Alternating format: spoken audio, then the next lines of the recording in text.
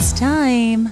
Time for our mental health moment. Yes, it is. And coming off of that segment, it was amazing. I certainly need some Nila, too. Okay, this came to me when I was listening to them talk. Yeah. How do you intentionally show up for choices that you have to make?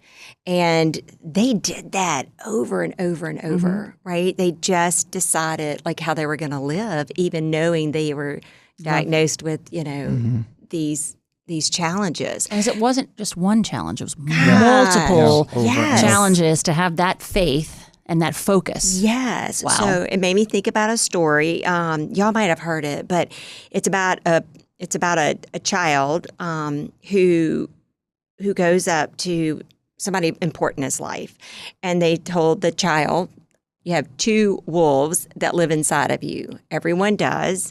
One wolf represents fear, anger, resentment, and doubt." Have y'all heard this? No. Oh my gosh, so good. And the other represents compassion, courage, patience, and hope. And so the child's completely intrigued with this and says, "Who wins?" And the adult says, "Who do you feed? Which one do you feed?" I hope it's the good side. I know. Well, that's the choice that we Been have to feeding make. that side lately. I'm trying to get on the right track. But they were just so full of gratitude. Yeah.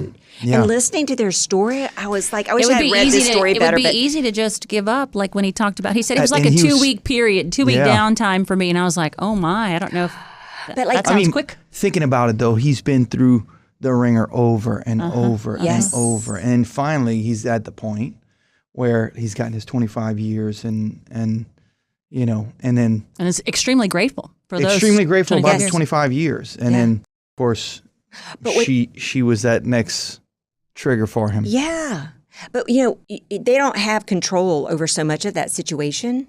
So if you think about the wolves or what you can't control, you can't really control what you feel. I mean, that's going to come up. You can't control what happens to you. Right. I mean, we saw that. Right. And you can't just always go in your first emotional response because that's just a reaction.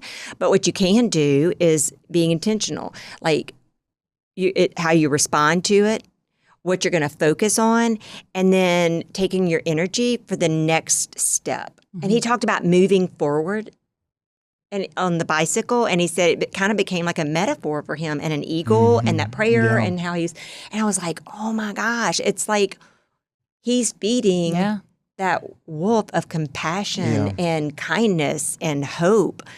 And we all have that, and it's not bad. Neither wolves are bad. It's not a good or bad in us. It's just that what direction do we want to go? And you can choose. Do I want to go toward hope and peace or kindness, or do I want to go the opposite, anger and frustration? And when you walk away, when you leave that choice, what do you leave? That ripple effect that we've talked some in podcast and what donation brings about. What do you leave behind you in your wake?